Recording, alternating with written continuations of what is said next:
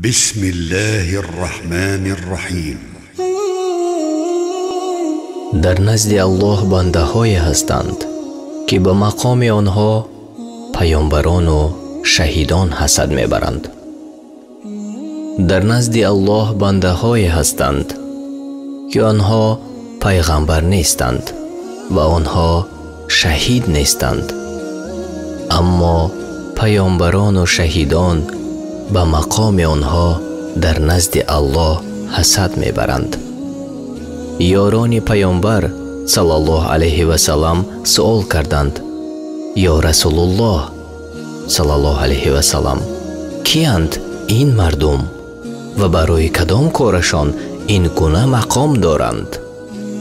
رسول الله صلی الله علیه و سلم گفتند: آنها آنند که همدیگر را به خاطر الله دوست می دارند. بین آنها رشته خویش و تباری نیست و بین آنها همکاری پول و مالی هم نیست.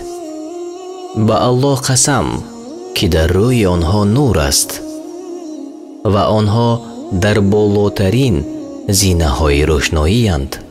آنها نمی ترسند وقتی که دیگران می ترسند.